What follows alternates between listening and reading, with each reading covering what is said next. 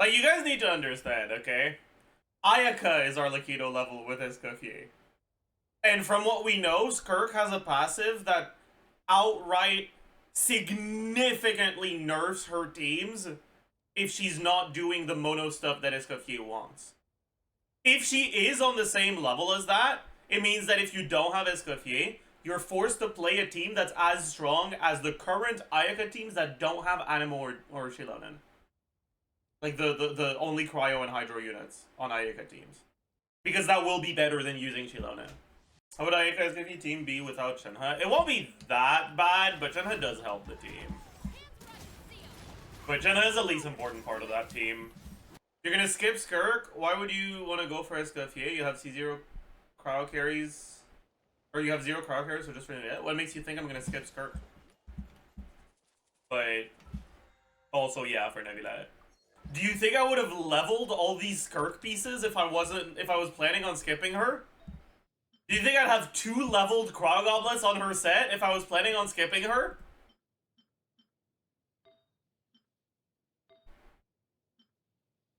Like, I already have a Skirk set ready. It's not the best yet, because my feather's a little underwhelming and I don't have a circlet. How much worse is Xingqiu compared to Yelan and Furina Escoffier wheelchair? Good question. Yelan becomes noticeably better than Xingqiu when you have a lot of things buffing the team. Because Xingqiu is a unit that functions a lot better as a standalone, but synergizes worse with external buffs. And in a team like that, you get Hydro Resonance, which helps Yelan but doesn't help Xingqiu. And your ER requirements are a lot lower, which is a lot better for Yelan than for Xingqiu. Right? But we can talk about it. So base, percent, flat, total, damage percent, Q, damage percent, E, good value, good multiplier, E attack, Q, E attack, E, motion value Q, motion value E, damage. So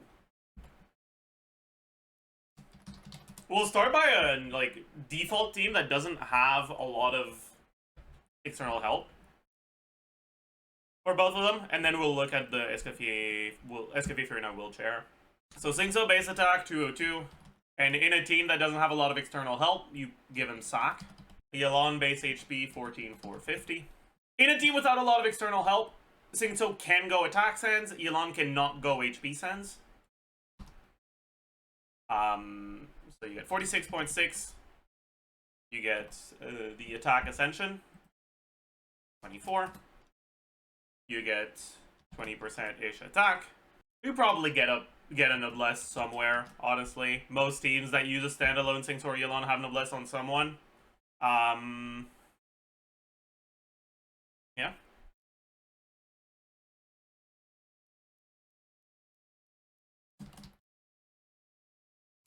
Okay, business. Then Yelan HP.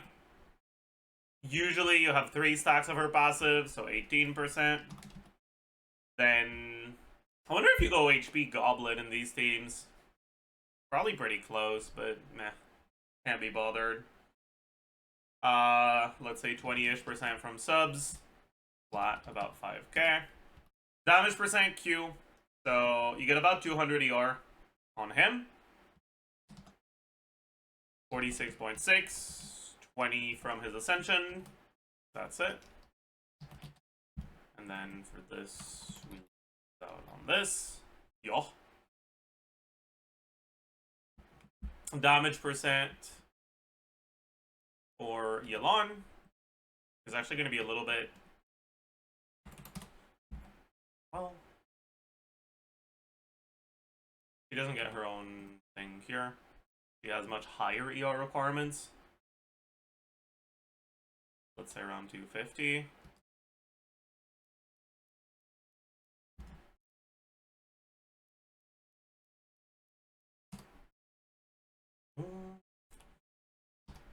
Crit value 60 plus 62.2 plus 20 times 6.6. Square divided by 8 plus 1. And Yelan has crit ascension, so it's 98.4. E attack Q is total attack times 1 plus damage percent Q times crit multiplier. For the E, this page of business. Motion value Q and E. So E is 1.5 times 336 plus 382 times 2. Motion value Q. How many waves should we assume? 15, I guess. So that's 50 swords. 15 for both. That doesn't make any sense. Why times 1.5? Because of C4. If Xingqiu gets 15, Yelan gets 1 or 2 less, so 13 or 14. Xingqiu lasts 3 seconds longer. Remember that. And then he gets his own shred, which is 15%. 0.25. Yo. Alright, and then Yelan is 38.4% and 14.62. What? Why am I looking at talent level 12? We're not looking at C6 Yelan. 12.42 plus 8.28 times 3 times, say 13, I guess. So, without any additional external help, Yelan is a decent amount behind in personal damage. That's because her ER requirements are higher. And Xingqiu is more like self-sustaining because of his shred as well. Right? At least Yelan does have shorter cooldowns, so maybe your team DPS on her isn't that much worse, because in a team like this, Xingqiu is locked at 22-second rotations, and while Yelan isn't... You could do 18-second rotations with Yelan most of the time in teams where you're using them as a standalone.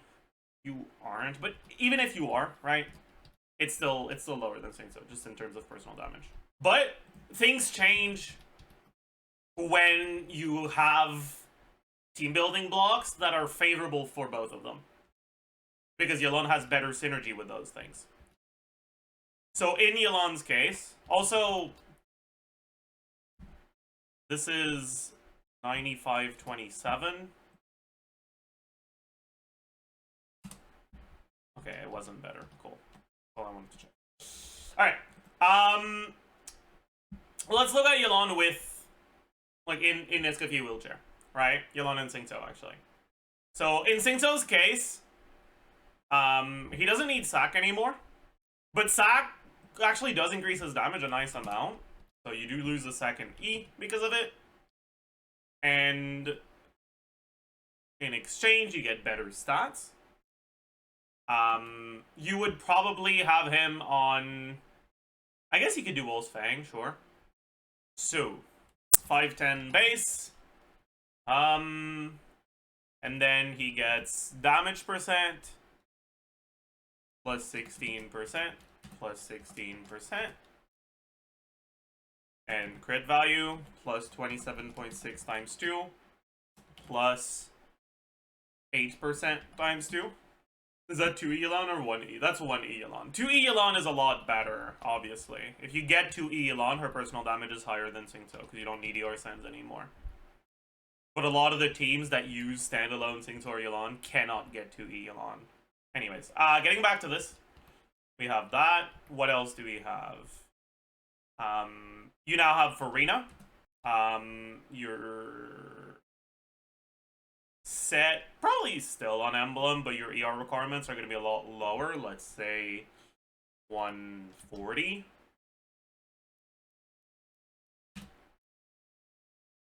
Shouldn't you be able to get 2 Yelan with Furina 20-second rotations? Yes, which is why now that we're looking at Furina teams, we'll change that.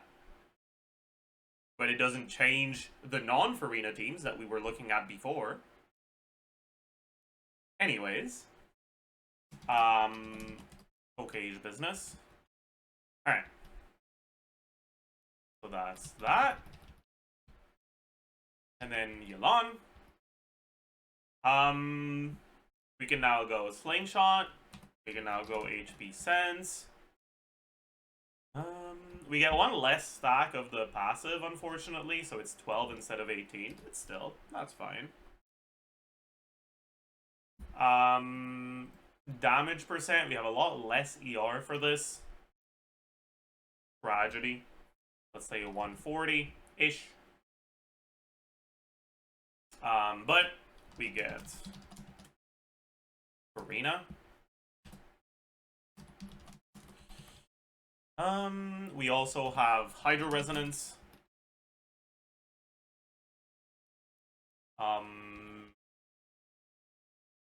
We get Slingshot. Good value.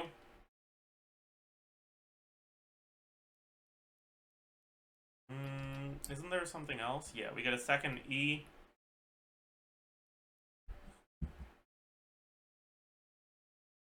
We get one more wave because of that second E.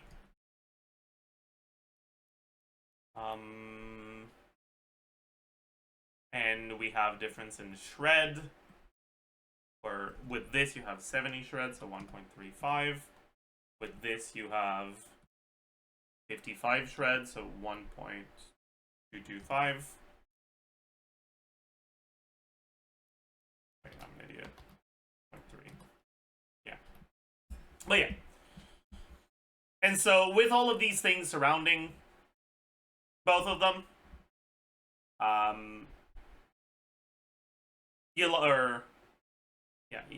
Yelan's personal damage is a decent amount higher than Xingqiu, and she allows you to have shorter rotations, although technically it's not 18, it's still going to be 20.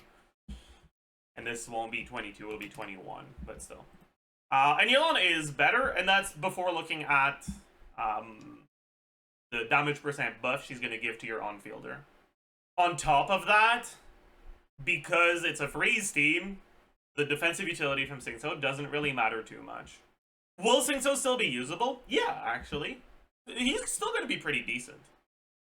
But it will be worse. And if you have both of them on the same team, Xingqiu's damage doesn't change, but Yelan's damage goes up because of Xingqiu's shred. And in that team, you'd on-field Yelan, most likely. So you also get a better artifact set, because you can go Maréchaussée, and it starts being a decent amount ahead. If the enemy has 70% Hydro Shred, is Xingqiu better? No. Because you already get 55 from Escoffier. If Maréchaussée removes Slingshot, I mean, yeah, but you just go Recurve Bow, which is almost as good as Slingshot, so I can't be bothered calcing that. If more archetypes start getting dedicated supports like Escoffier/Chevaliers, who do you think has the highest potential to get a lot stronger than they currently are? I mean, every time someone asks a question like that, I end up talking about Alhaitham. Like, it's crazy how little support spread has gotten. But also, they could outright just release a character that works for spread that's a carry that's a lot better than Alhaitham.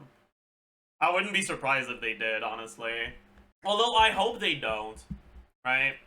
Additive reactions, so aggravate and quick and spread, right? The reactions that you get from Quicken are really cool conceptually because they change the basic system that enables reactions in this game, and they make it so that you stop caring about the aura as much.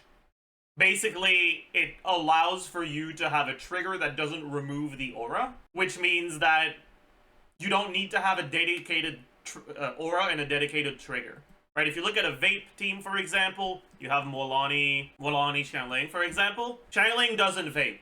Molani does. If you look at Child Xiangling, sure, Child vapes his burst initial hit, but that's it. Outside of that, Xiangling vapes, not Child. If you look at a Melt Arlecchino, Arlecchino melts, not Citlali. Even in Overload teams. You look at a fucking Overload team like this one, Channeling overloads, not really Fischl or Raiden. Getting more electro application on Raiden doesn't increase the amount of reactions you get on your team. In Aggravate and Spread, every character that's applying Dendro and Electro is triggering Spread or Aggravate. If any character gets one more application, that's one more reaction every time. Which inherently means that the concept of the reaction for the Quicken reactions lends itself better to teams where the damage is coming from multiple different sources. It makes more sense for there to be teams with split damage on Quicken than other reactions. And so I don't want them to release a fucking Spread hyper carry. I would much rather they release Spread supports that work well with the current Spread carries. And stay with the identity of Quicken as a reaction that benefits from multiple sources of damage on your team. I'm glad Fischl exists for Aggravate, because it just makes a lot of sense for all those Aggravate teams to have split damage with Fischl contributing a lot. How much worse will Skirk team be if we replace Furina with Yelan, and the rest of the team is Xingqiu Shenhe? Probably a decent amount worse. Like, if you're just looking at Skirk stuff, the only thing that's going to change is your damage percent. By default,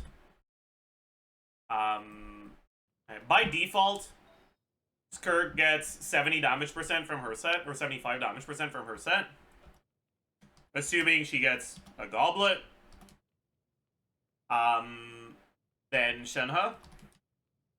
That means that without the damage percent from your Hydro unit, you're sitting at 151.6 damage percent.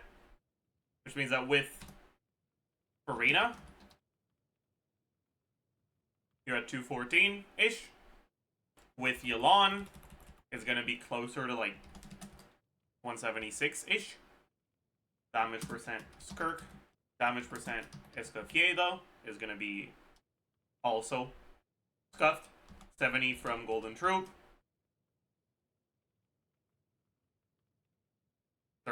15 from Shenhe. And Furina.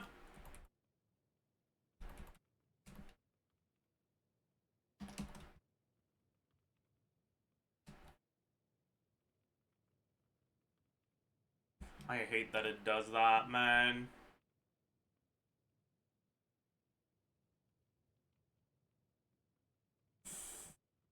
Alright, so Furina over Yelan makes Skirk do about 13% more damage, makes Escoffier do about 30% more damage. Although, actually, that's not even true, because there's also the TOM.